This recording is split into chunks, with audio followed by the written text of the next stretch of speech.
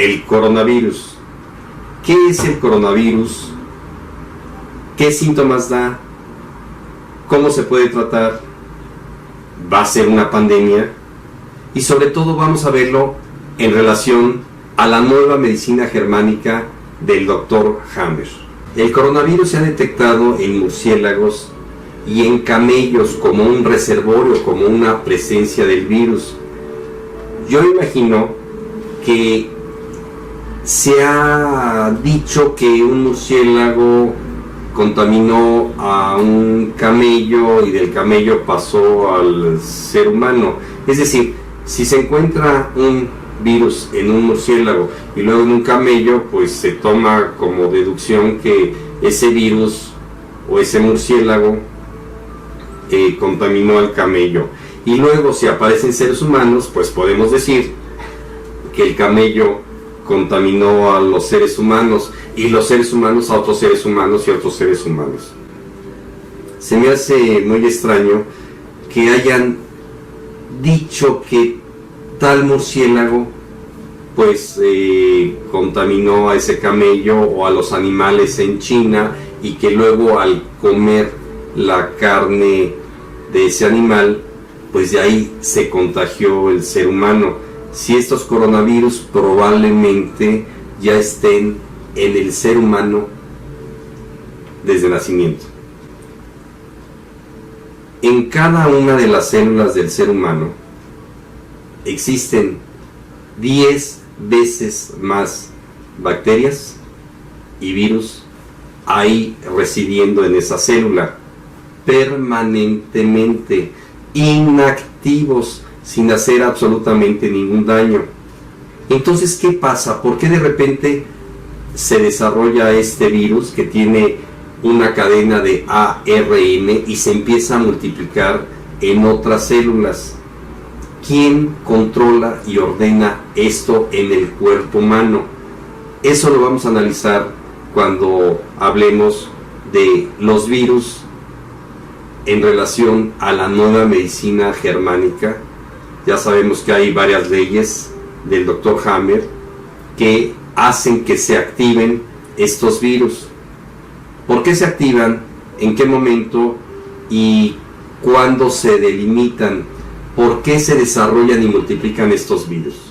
Para poder entender qué es una pandemia o una endemia, primero vamos a decir que endemia es una infección localizada y pandemia, que significa pan, todo, o sea, una epidemia generalizada en la población mundial. Vamos a ver las 10 pandemias que han azotado a la humanidad en cuestión de casos mortales, no cronológicas. En primer lugar está la viruela, en segundo lugar está el sarampión, la fiebre española, la peste negra, el VIH, la plaga de Justiniano, la tercera pandemia, el tifus, la cólera, el H3N2 y el ébola. Esto es por el número de muertos que han ocasionado estas enfermedades, estas pandemias generalizadas. Esta enfermedad del coronavirus provoca los siguientes síntomas, ya sea una gripa común y corriente o una pulmonía, y los síntomas son los siguientes: secreción y goteo nasal, tos, fatiga, dolor de garganta y de cabeza, fiebre, escalofríos y malestar general. Y si esto ya evoluciona a una dificultad para respirar y si esto se convierte en una neumonía, pues va a haber problemas hasta dificultad para respirar. El espectro clínico de este tipo de infecciones varía desde la ausencia de síntomas hasta síntomas respiratorios leves o agudos. Esta enfermedad cursa con tos, fiebre y dificultades respiratorias. es frecuente hallar neumonía, y en el caso de MERS también se puede registrar síntomas gastrointestinales, en especial diarrea. Tal y como ocurre con los virus de la gripa, los síntomas más graves y la mayor mortalidad se registra tanto en personas mayores como en aquellos individuos con inmunodepresión o con enfermedades crónicas como diabetes, algunos tipos de cáncer o enfermedad pulmonar crónica. En casos extremos puede ocasionar insuficiencia respiratoria. ¿Cómo hacer un diagnóstico en pacientes que tienen gripa? Pues se puede hacer un cultivo de la secreción nasal o de la garganta y un análisis de sangre y también una radiografía de tórax. Entonces, con los síntomas más los estudios de laboratorio se puede llegar al diagnóstico de coronavirus. En el ser humano es una especie de gripa y así debe ser tratada con reposo, con toma de muchos líquidos y con ibuprofeno o paracetamol, si es que no hay complicaciones. Esto desde el punto de vista médico. La mortalidad en relación a las personas contagiadas es baja, un porcentaje bajo, y siempre ha sucedido que las pandemias aumentan y luego disminuyen. ¿Por qué en el pasado morían muchas personas? Pues porque eran personas desnutridas, porque había mala higiene, insalubres, no había drenajes, no había agua potable purificada, y las condiciones de nutrición del paciente pues eran muy bajas y por eso la mortalidad era muy grande. Se dice que cuando el sistema inmunológico está deprimido es cuando más ataca cualquier infección, sea bacteriana, sea por virus o por hongos. Ahora vamos a hablar en relación a la nueva medicina germánica del Dr. Hammer. Recuerden que debe de haber en todas las enfermedades, ya sean físicas o mentales, las 5 leyes biológicas, y sobre todo cuando hay un conflicto, que debe ser un conflicto altamente traumático, inesperado, vivido en soledad. Esos son los 4 criterios de la primera ley de Hammer. Recordemos que una de las leyes del Dr. Hammer habla de la ley ontogénica de las enfermedades. Es decir, recuerden que un óvulo fecundado se va a reproducir en 3 capas: endodermo, mesodermo y ectodermo. En el ectodermo, de aquí se derivan varios tejidos u órganos, pero en el caso de los coronavirus, para poder entenderlo, las mucosas son derivadas del ectodermo: la mucosa nasal, la mucosa de tubo digestivo, los recubrimientos como las meninges, etc. En la tercera ley del Dr. Hammer, la ley ontogénica de los tumores, vamos a analizar lo siguiente. Cuando hay un conflicto, un DHS, se activa la simpaticotonía, de tal manera que el paciente empieza a entrar en una masa conflictual, y si resumimos, en el cerebro antiguo hay aumento de la función, proliferación celular. En el cerebro nuevo vamos a encontrar ulceraciones, es decir, en el tronco cerebral y cerebelo hay aumento o reproducción de células cuando hay un conflicto, según el tejido de donde venga ese órgano. Y en la corteza cerebral del ectodermo va a haber ulceración en la primera fase, es decir, cuando un paciente tiene un conflicto, va a haber ulceración, va a haber disminución de células en las mucosas, en este caso de la mucosa nasal o bronquial del pulmón, de tal manera que cuando el paciente resuelve su conflicto, en la primera, en el tronco cerebral y cerebelo, va a haber la destrucción de esas células, y en el tronco cerebral va a haber la regeneración de esas células, va a haber la expulsión de las células muertas. Los tejidos, en este caso las mucosas del ectodermo, si hubo una ulceración en la fase de reparación, va a haber una reestructuración, una especie de cicatrización, reproducción celular. Y esta reparación, dice el doctor Hammer, es por los virus y algunas bacterias también.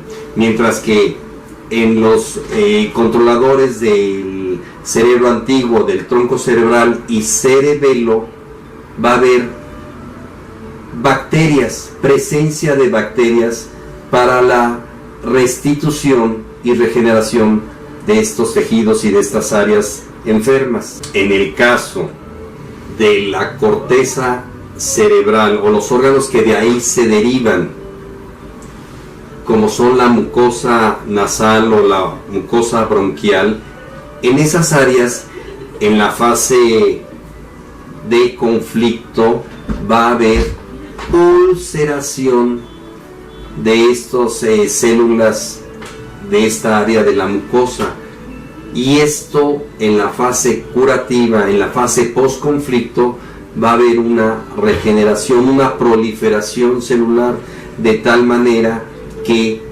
aquí va a haber el desarrollo y la presencia de virus para poder controlar, para poder lograr esta reestructuración. Es decir, en la fase de curación correspondiente al tronco cerebral y cerebelo, en sus relés, en esos focos de Hammer que están controlados en estos tejidos, va a haber la presencia de bacterias u hongos, mientras que en los controladores cerebrales del cerebelo, de la corteza, de los controladores de la corteza cerebral, va a haber presencia y desarrollo de virus y en algunos casos también de bacterias, de tal manera que cuando pasa el conflicto, el cerebro desactiva esos virus o esas bacterias. Es decir, en la fase de curación, el cerebro va a estimular la reproducción de virus que ya existen, no que ya llegaron porque esos virus están presentes desde antes. Es decir, si tomamos a 100 personas o 1000 personas y les hacemos, por ejemplo, un exudado faríngeo, vamos a encontrar estreptococo, estafilococo, neumococo, sin ocasionar ninguna enfermedad. Si tomamos a una persona o a muchas personas y les hacemos análisis de virus, vamos a encontrar que esos virus ya están presentes en las células sin ocasionar ninguna enfermedad ni ninguna molestia. Pero cuando se produce un DHS, un conflicto emocional, el síndrome de Dirk-Hammer, que lo habla muy bien el doctor Hammer, en ese momento el cerebro va a activar los virus que ya están ahí presentes, de tal manera que no llegaron los virus, sino ya estaban ahí los virus, y en un momento determinado fue necesario activarlos. ¿Y qué es lo que lo activa? Un conflicto emocional. Recordemos, un conflicto de la nariz, de vías respiratorias altas, es algo me huele mal, sospecho de algo, algo no me parece, me están siendo infiel, me están robando, me están traicionando, sospecho que me voy a contagiar. ¿Cuántas veces un hombre o una mujer tiene gripa, besa al novio o a la novia y no se contagia? Le pasó los virus, Ahora, si en una familia llega una persona, el padre por ejemplo, con una gripa porque tuvo un conflicto de vías respiratorias altas, algo me huele mal, me van a correr el trabajo, ya no vamos a tener dinero, el ambiente familiar de shock y de estrés va a hacer que todos tengan gripa. Se activa el conflicto, pero recuerden, la gripa se presenta en la fase curativa, cuando ya se solucionó el conflicto, de tal manera que está saliendo. Yo digo que no existen las enfermedades, existen las respuestas biológicas. Es decir, si una persona se come algo descompuesto y lo vomita, se está curando, y si hay diarrea se está curando, y si hay fiebre se está curando. El doctor Hammer lo explica muy bien. Todo es sistemas biológicos de supervivencia. El cerebro nos está ayudando siempre a sobrevivir, y cuando se presentan los síntomas ya está en la fase curativa. Cuando se trata del ectodermo, cuando se trata de la corteza cerebral. En el cuerpo humano hay un ecosistema donde hay virus, bacterias, hongos viviendo en todo el organismo, en todas las células. Es decir, si no hubiera bacterias ni virus, no sería posible la vida. O sea, se ha malinterpretado que los virus ocasionan las enfermedades. Los microorganismos vienen a curar desde el punto de vista de la nueva medicina germánica del Dr. Hammer. Repito, si no hubiera virus y bacterias, no podría existir la vida, porque es una simbiosis, es un ecosistema. Es como si no existieran las moscas, las abejas, no habría reproducción de plantas por el polen, las semillas, etc. Quiero mencionar dos aspectos importantes. Lo que tú crees, lo vas a crear, y el miedo y la creencia van a provocar enfermedades. Si yo le meto una cuchara de un hepatítico a una persona, le da hepatitis por su miedo y su creencia, y ya que se cure, le digo no tenía nada la cuchara. Es decir, se activó el miedo y el pánico. Imaginemos que ustedes están en una comunidad donde hay ébola y ustedes entran con pánico de contagiarse y de enfermarse, y estuvieron ahí una temporada. Va a empezar a desarrollarse los síntomas del ébola, porque muchas personas han vivido en esas comunidades y no les ha dado ni ébola ni SARS, el síndrome agudo respiratorio. Tengo que también comentarles que la gripa, la neumonía, el coronavirus son enfermedades autolimitantes. Muchas personas no van a tener absolutamente ningún síntoma, otras personas van a desarrollar una gripa, otras personas una pulmonía, y otros se van a morir. ¿Por qué? Por el miedo y el pánico. Recordemos que una pulmonía, un problema de cáncer de pulmón, da por miedo a la muerte. Si a una persona le ponemos una bolsa de plástico en la cabeza, empieza a sentir una angustia, un miedo a la muerte, inmediatamente va a haber una reproducción celular y puede producirse un cáncer de pulmón. Si le quitamos la bolsa, esto se revierte y se cura. Si se queda con el pánico y el miedo, va a seguir la reproducción celular. En el caso de una neumonía, es un miedo, un pánico menor. Imagínense que ustedes estén en contacto con el diagnóstico, porque el diagnóstico mata, con el diagnóstico de otra persona que tiene tal o cual enfermedad, va a desarrollar ese miedo a la muerte y le va a dar pulmonía. Por eso, resumiendo, cuando es un proceso de vías respiratorias, de algo me huele mal, sospecho de algo, va a haber problemas de vías respiratorias altas, neumonía, va a haber procesos de vías respiratorias altas, una gripa. Pero si yo tengo miedo a la muerte, me enfrenté con una persona que estaba enferma de una enfermedad que yo considero que es mortal, voy a entrar en miedo y pánico de tal manera que se va a desarrollar una neumonía o una pulmonía. ¿Por qué dice que existe un periodo de incubación? Porque si yo voy a China y regreso a mi país y luego me dicen que estuve en China y que estuve en la ciudad donde se están creando esta enfermedad y que se están muriendo personas, voy a entrar en pánico, con miedo a enfermarme y con miedo a desarrollar esa enfermedad.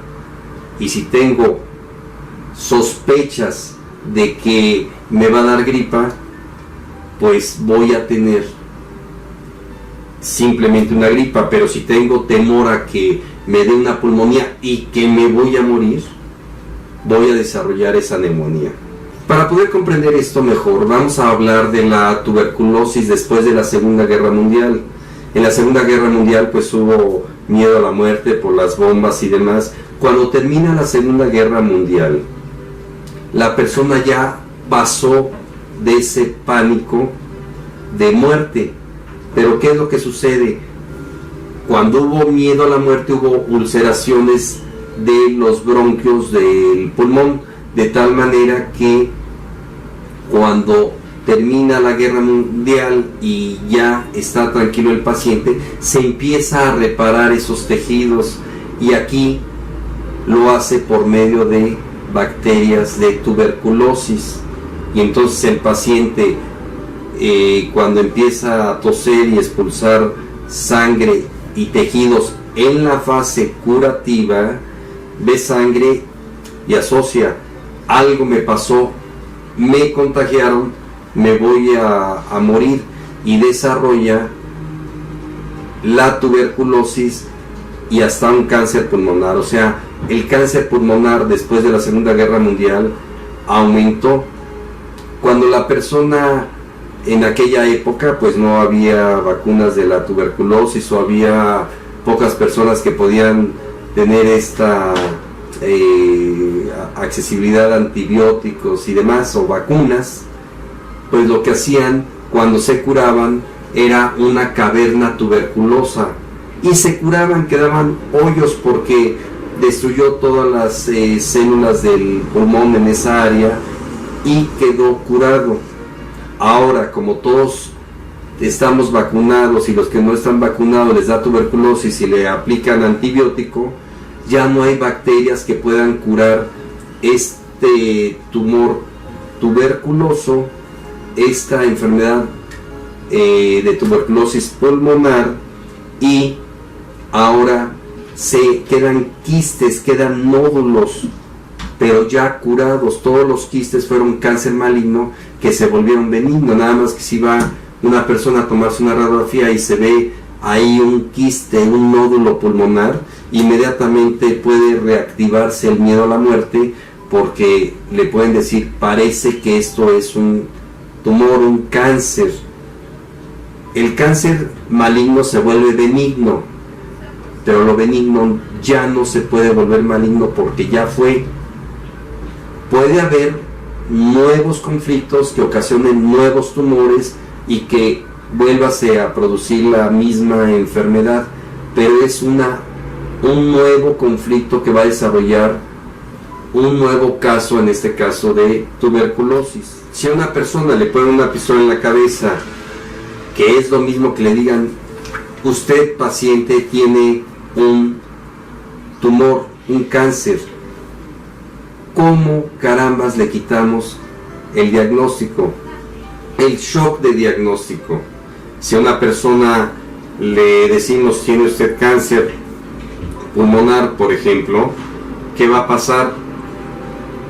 Que se va a enfermar, va a desarrollar ese tumor, y después de un mes, 2 meses, le decimos: me equivoqué, no es cierto, era broma, estaba experimentando, usted no tiene nada, desarrolló ese tumor por el miedo a la muerte, lo mismo que si vivió un conflicto de miedo a la muerte por una pistola en la cabeza, por ejemplo.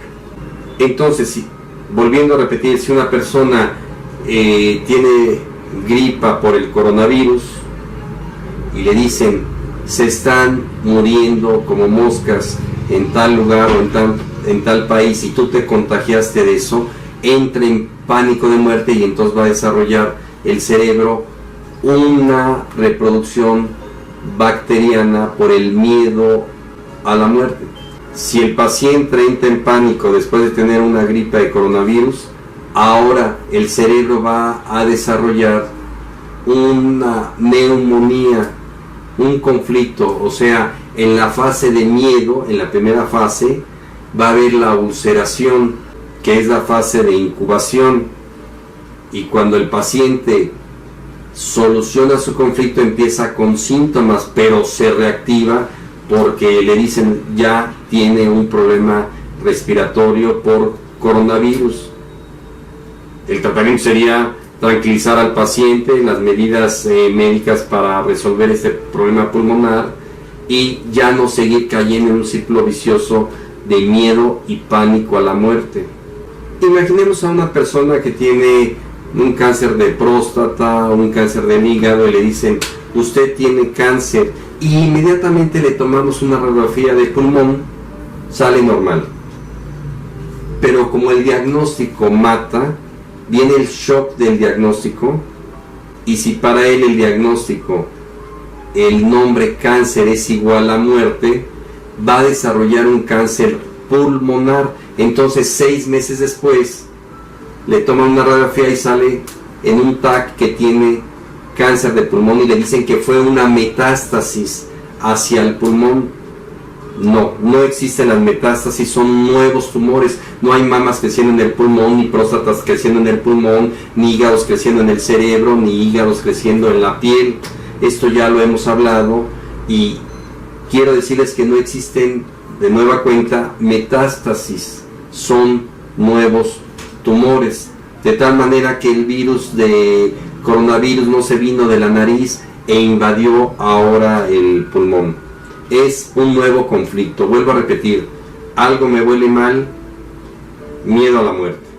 Resumen, el coronavirus es una enfermedad viral que le activa el cerebro en la fase de reparación, que este virus ya estaba, todos tenemos virus, que si hay mutaciones de virus, pues tal vez haya mutaciones de virus, pero el cuerpo es el que lo va a activar cuando sea necesario en la fase de reparación, según la tercera ley de Hammer ontogénica de las enfermedades, de tal manera que no hay que tener ni miedo ni pánico. Y si se presenta la enfermedad médicamente, pues tratarla como ya dijimos, pero también tener calma, tener tranquilidad y saber que todas las pandemias han desaparecido. Los virus existen en todas las células del cuerpo. No se puede vivir sin virus y bacterias. Y entonces vivamos sin conflictos o solucionemos estos conflictos y vamos a estar sanos y sin ninguna enfermedad ni ninguna emoción que desarrolle este tipo de enfermedad. Muy bien amigos, les habló el Dr. Coutinho de la Clínica de Medicina Biológica, medicinabiológica.mx. Nos vemos en el siguiente video.